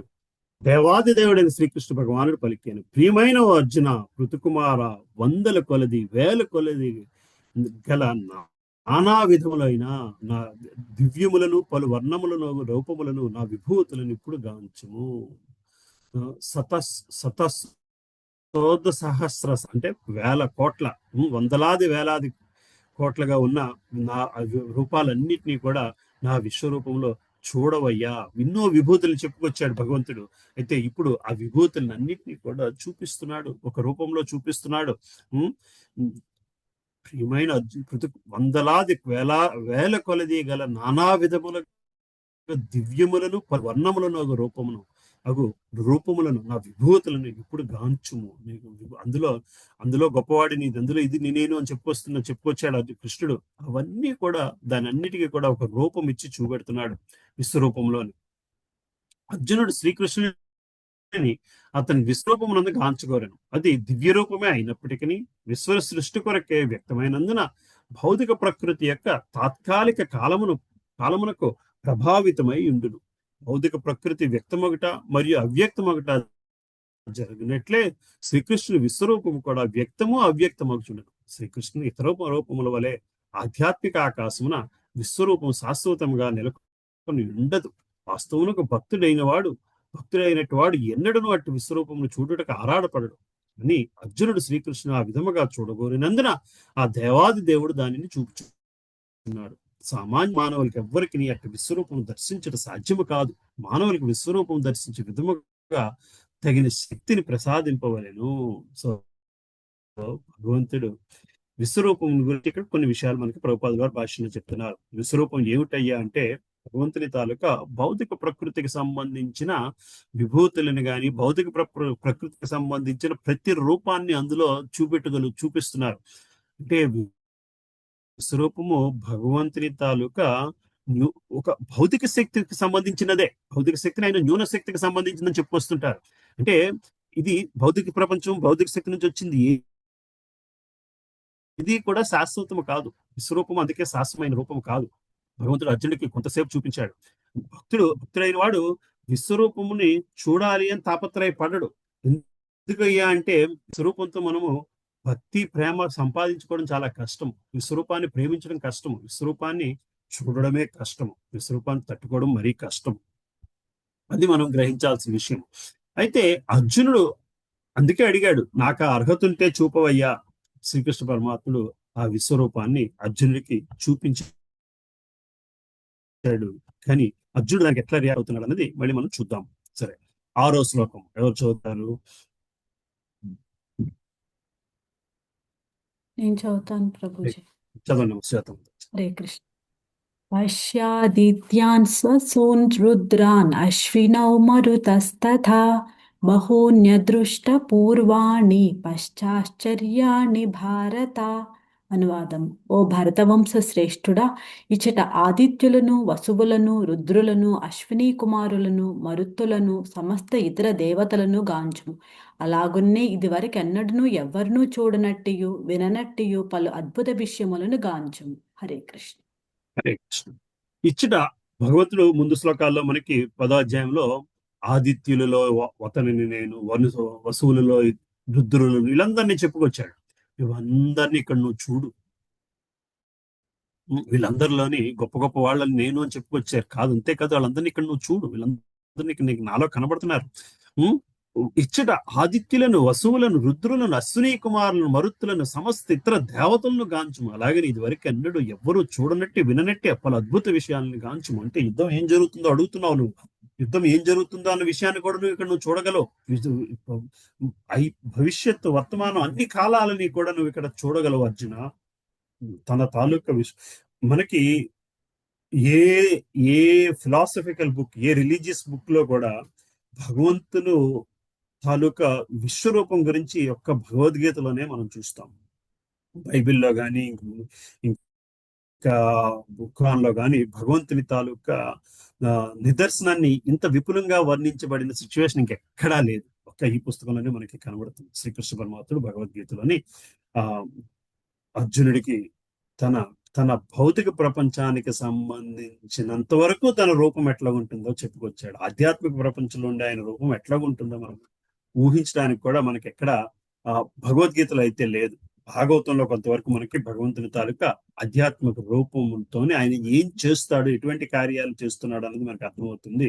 చైతన్య చరితామృతంకి వచ్చేసరికి ఆయన మనస్థితి ఎట్లా ఉంటుంది, ఆయన ఆలోచన ఎట్లా ఉంటుంది అనేది మనకి అర్థమవుతుంది. అది ఆల్రెడీ మనం ఒకసారి డిస్కస్ చేసాం. సో ఎవ్వరూ చూడనటువంటి ఈ విశ్వరూపాన్ని నువ్వు చూడవయ్యా అని చెప్పి భగవంతుడు ఇక్కడ అర్జునుడికి చెప్తున్నాడు. అర్జునుడు శ్రీకృష్ణుడి ఆప్తమిత్రుడైన విజ్ఞుల అగ్రగణ్యుడైనను శ్రీకృష్ణుని గురించి సర్వము నెరుగుటకు అతనికి ఇంకనూ సాధ్యము కాలేదు. ఆ వ్యక్త రూపములను వ్యక్తీకరణను మానవులు కానీ విని ఉండలేదని తెలుపబడుచుంది. ఈ అద్భుత రూపమును శ్రీకృష్ణ భగవానుడు ఇప్పుడు ప్రకటించుచున్నాడు. తన అద్భుతమైన విశ్వరూపాన్ని భగవంతుడు అర్జునుడికి ప్రకటిస్తున్నాడు. అది అంత సులభము కాదు. ఎవరికైనా సరే ఆ విశ్వరూపము చూడడము అన్నది మనకి శ్రీల ప్రభుపాదులు గారు మళ్ళీ చెప్తున్నారు. రైట్, 7వ శ్లోకం చదవండి అమ్మా, చదవండి. ఎవరో చదువుతున్నారు? లేదమ్మా, చదువు. హరే కృష్ణ. ఇహైకస్తం జగత్సృష్ణం పశ్యాద్య సచరాచరం మమ దేహే గుడాకేశ యచ్చాన్యద్రష్టుమిచ్చసి. అనువాదం. ఓ గుడాకేశ, నీవు చూడగోరు సమస్తమును నా దేహమున ఇప్పుడు ఒక్క మారుగా గాంచుము. నీవు ప్రస్తుతము ఏది చూడగోరినను మరియు భవిష్యత్తున ఏది చూడదలసినను ఈ విశ్వరూపము నీకు చూపగలదు. స్థావర జంగమాదులన్నీ ఒకే స్థానమున దీని యందే సంపూర్ణముగా కలవు. హరే కృష్ణ. నీవు చూడగోరు సమస్తమును నా దేహమున ఇప్పుడు ఒక్క మారుగా గాంచుము. నీవు ప్రస్తుతము ఏది చూడగోరినను మరియు భవిష్యత్తున ఏది చూడదలిచినను ఈ విశ్వరూపము నీకు చూపగలదు. స్థావర జంగమాదులన్నీ ఒకే స్థానమున దీని యందు సంపూర్ణముగా కలవు. విశ్వరూపం తాలూకు లక్షణాలు చెప్పుకొస్తున్నారు. భవిష్యత్తు అన్ని ఫ్యూచర్ ఏది చూడాలి అనుకుంటే నీకు అది ఈ విశ్వరూపంలో కనబడుతుందయ్యా. ఒక్క చోటనే కూర్చుండి ఎవ్వరూ సమస్త విశ్వమును గాంచలేరు. ఎంతటి గొప్ప శాస్త్రజ్ఞుడైనా విశ్వమునందు ఇతర భాగమునందు ఏమి జరుగుతున్నదో చూడలేడు. కానీ అర్జునుడి వంటి భక్తుడు మాత్రము విశ్వములలో గల ఏ భాగమునందైనను జరుగు సర్వమును గాంచగలుగు. శ్రీకృష్ణ భగవానుడు భూత భవిష్యత్ వర్తమానమునందు దేనినైనా చూచుటకు కావలసిన శక్తిని ప్రసాదించుచున్నాడు. ఈ విధముగా శ్రీకృష్ణ కృపచేతనే అర్జునుడు సర్వమును వీక్షింప సమర్థుడయ్యను. సో అందువలన భగవంతుని కృపతోనే అర్జునుడు ప్రతిదీ కూడా చూడడానికి సమర్థతని సంపాదించాడు. సరే సరే.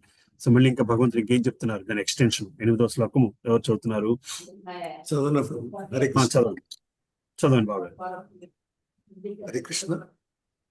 నతు మాం శక్యసే ద్రష్టుం అనేనైవ స్వచక్షుషా దివ్యం దదామి తే చక్షుః పశ్యమే యోగమైశ్వరం. అనువాదము. కానీ ప్రస్తుత చర్మ చక్షువులచే నన్ను దర్శింపలే. అందుచే నేను నీకు దివ్య చక్షువులను ఒసుగుచున్నాను. నా యోగ వైభవమును చూడుము. హరే కృష్ణ. ప్రస్తుత చర్మచక్షువులచే నన్ను దర్శింపలేవు. నీకు ఇవన్నీ చూపించాలనుకున్నా నువ్వు నీకున్న ఈ చక్షువులతో నీ దృష్టితోని నువ్వు చూడలేవు. అందుచే నేను నీకు దివ్య చక్షువులు నొసగుచున్నాను. నా యోగ వైభవమును చూడము. మనము దృష్టి ఏదైనా చూడాలంటే కన్నుతో ఫిజికల్ గా చూస్తాం, కానీ మైండ్ తోనే అసలు సంగతి చూస్తాం. సో మనకి యాక్చువల్ గా ఒక ఎక్స్పెరిమెంట్ ఉంటుంది అనమాట. వెస్టర్న్ వరల్డ్ లోని చేసిన ఎక్స్పెరిమెంట్ ఇది. చాలా మంది జీవితంలోని ఎప్పుడూ కూడా చూడని వాళ్ళు, పుట్టుకతో గుడ్డిగా పుట్టిన వాళ్ళు వాళ్ళ పనులు వాళ్ళు చేసుకెళ్ళిపోతూ ఉంటారు. ఫర్ ఎగ్జాంపుల్ ఒక కార్పెంటర్ ఏంటి చిత్రీ పట్టడం కానీ, ఒక సిజిల్ చేయడం కానీ, ఇవన్నీ కూడా కళ్ళు లేకపోయినా సరే కార్పెంటరీ చేసుకెళ్ళిపోతున్నాడు. కానీ ఆ వ్యక్తికి ఒకసారి సైంటిఫిక్ గా ఇది అవ్వడంతో కన్నులు ఇవ్వగలిగి చూపు వచ్చింది. ఒక సందర్భం ఆపరేషన్ చేస్తే చూపు వచ్చిన తర్వాత ఆయన రోజు వాడే సామాన్లు అక్కడ పెట్టిన ఆయన ఒక్కదాన్ని కూడా గుర్తించలేకపోయాడు.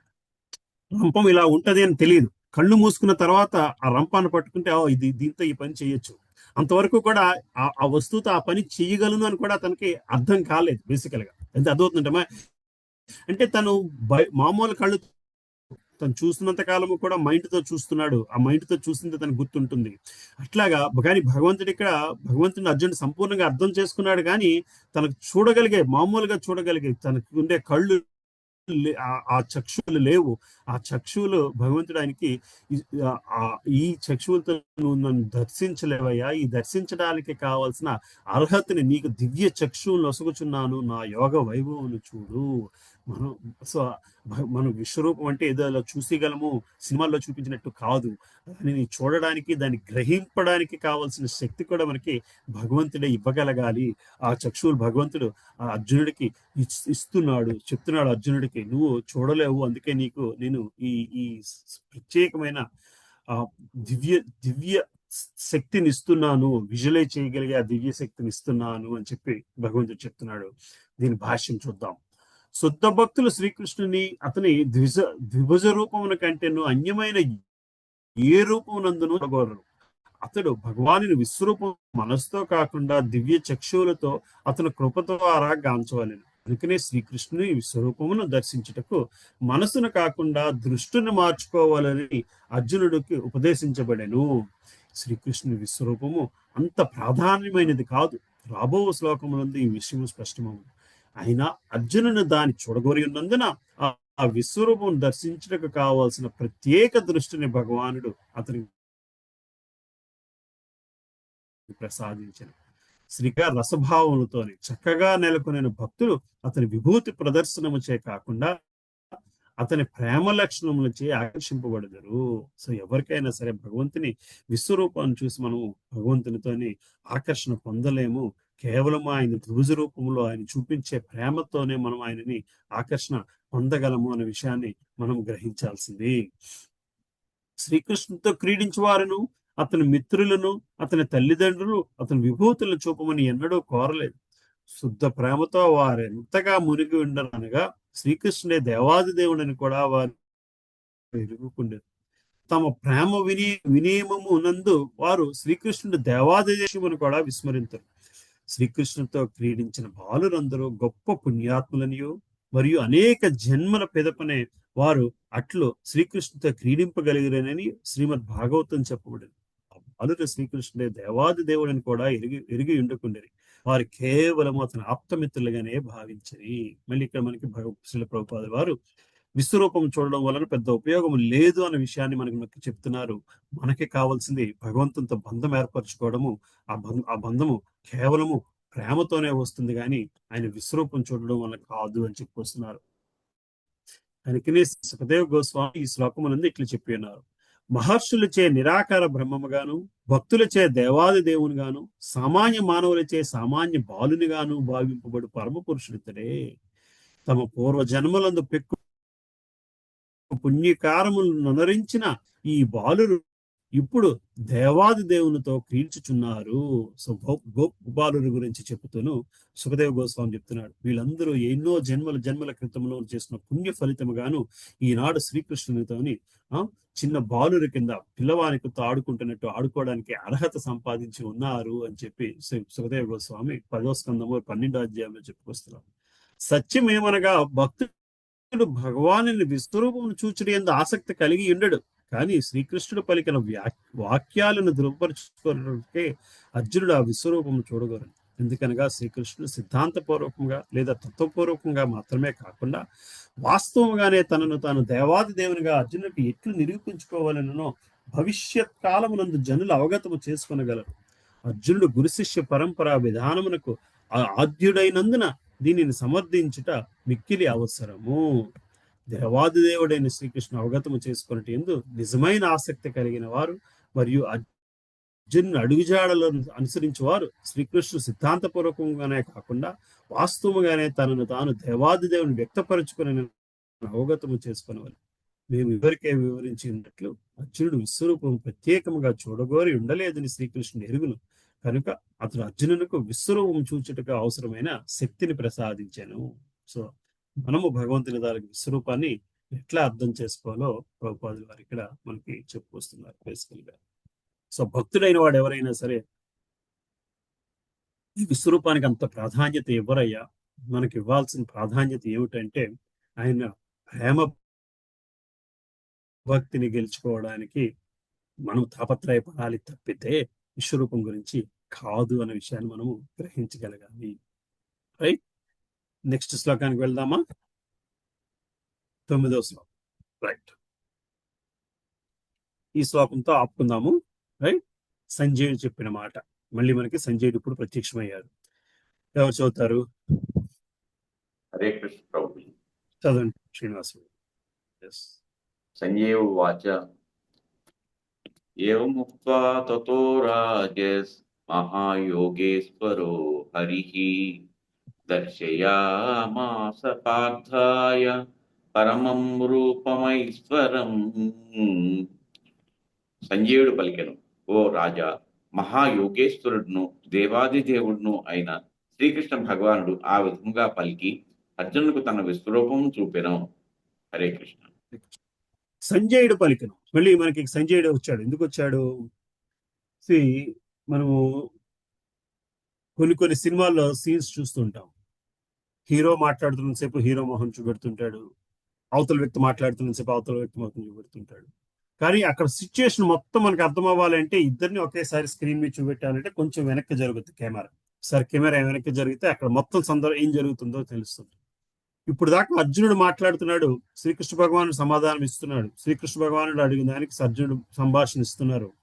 కానీ అర్జునుడు ఎలా రియాక్ట్ అవుతున్నాడు అన్నది చెప్పడం కోసం సంజయుడు కొంచెం స్క్రీన్ వెనక్కి తీసుకెళ్లి, కెమెరాని వెనక్కి తీసుకెళ్లి అర్జునుడు ఎలా భావిస్తున్నాడు, శ్రీకృష్ణుడు ఎలా భావిస్తున్నాడు, వాళ్ళిద్దరు రియాక్షన్స్ చెప్పాలంటే మనకు థర్డ్ వ్యక్తి కావాలి. నేను ఇలా ఉంటాను, అలా ఉంటాను, నేను ఇట్లా, కానీ నేను అసలు నా బిహేవియర్ ఎట్లాగుంది అంటే మరో వ్యక్తి నా బిహేవియర్ని చూస్తున్న వ్యక్తి చెప్పగలగాలి.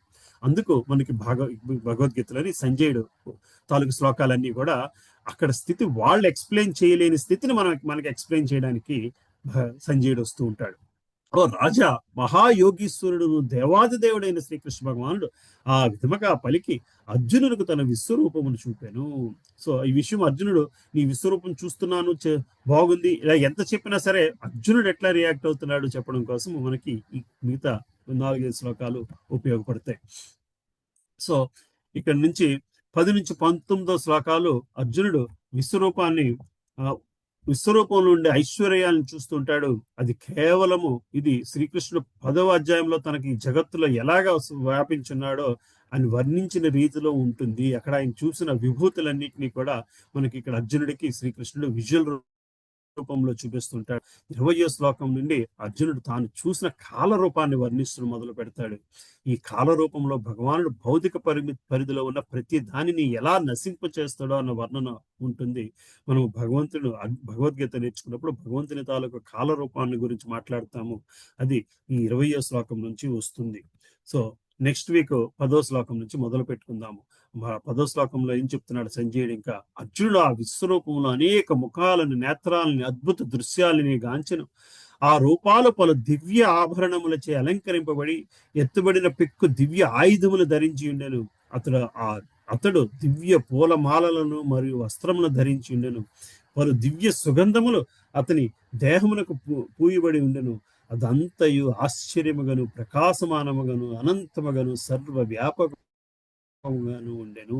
సో సంజయుడు వర్ణిస్తున్న విశ్వరూపాన్ని నెక్స్ట్ వీక్ చూద్దాము. ఇక్కడ ఈ శ్లోకంతో 9వ శ్లోకము 8వ శ్లోకం దగ్గర ఆపుకుంటున్నాము ఇవాళ క్లాస్. ఎవరికైనా ఏమైనా క్వశ్చన్స్ ఉంటే డిస్కస్ చేద్దాము.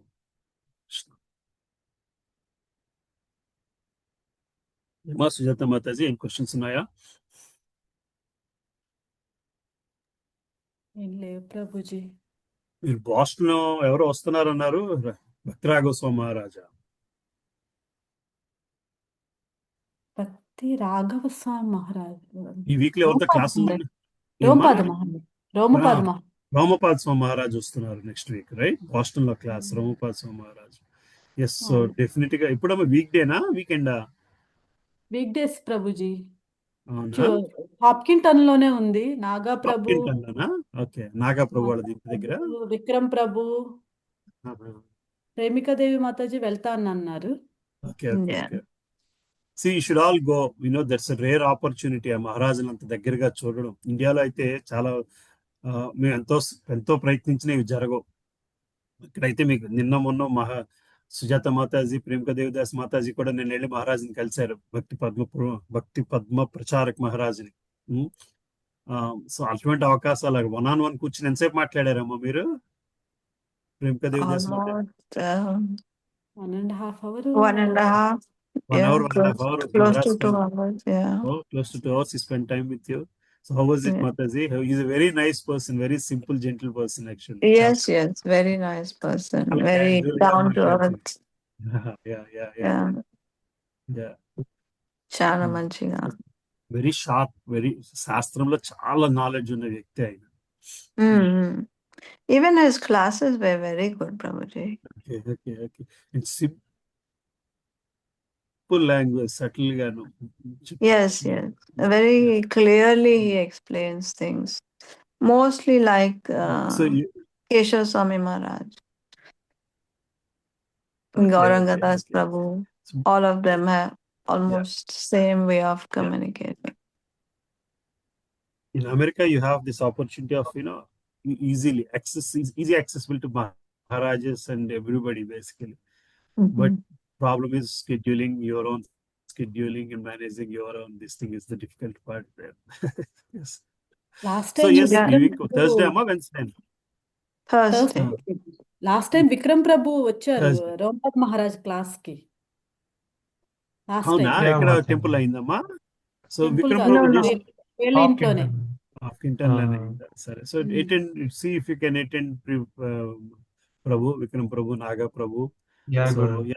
Prasanna Prabhu. So if you can attend Maharaj class again this week, take his blessings, take that opportunity basically. Yeah. Down town Boston temple లో వెన్స్డే ఉంది. ప్రసన్న ప్రభుకి కొంచెం దగ్గరేమో మరి, అంటే కుదిరితే కనుక. Wednesday temple లో ఉందమ్మా? వెన్స్డే టెంపుల్ లో ఉంది. Okay. Good. See if you can publish that. If you have any information, just put same it there. Same thing అదే, మళ్ళీ పంపిస్తాను. గ్రూప్ లో పెట్టారు కదా మీరు ఆల్రెడీ? నేను ఎక్కడో సేమ్ చూసాను. అదే. Okay. అదే. సరే. Good. ఇంకా any other things? So as spring and summer comes, we'll have more and more people visiting Boston. ఎవరో ఉన్నారు ప్రభుజీ, ఇప్పుడు బ్రజ Yes. బిహారీ దాస్ Winter అని is ఎవరో over? ఉన్నట్టున్నారు. ఏం ప్రభుజీ? వింటర్ Close అయిపోయిందమ్మా? ఇంకా to ఉందా? Close to? Yeah. Okay. almost. Last లో అయిపోయింది Prabhuji, almost. Last one is done basically. Yeah. Mid-April it should be done by now. Spring shower should come basically, right? Yeah. All right. Yeah. What else? So I'm so happy that you met Maharaj, both of you. Yeah, మీరు Mataji is one. You spent a lot of time with him. Yeah. So మళ్ళీ కలిసి అవకాశం ఉందమ్మా? ఇంకా వెళ్ళిపోయారేమో అక్కడ నుంచి, Albany నుంచి move అయిపోయినట్టున్నారు. Virginia. He's gone to DC. He's gone to DC. Then Texas, Dallas, Okay. మళ్ళీ New Jersey, New York, then back to India. Okay. Yeah, he's expected to be here by 30th. Okay. You have an event here on 30th. అదే Yeah, around 27th or something is starting, right? He starting. Yeah. Narsimha Chaturthi, he's in Hyderabad. Oh. So, okay, we'll close the class here and then we'll meet again next week. Hare Krishna. Hare Krishna. Hare Krishna.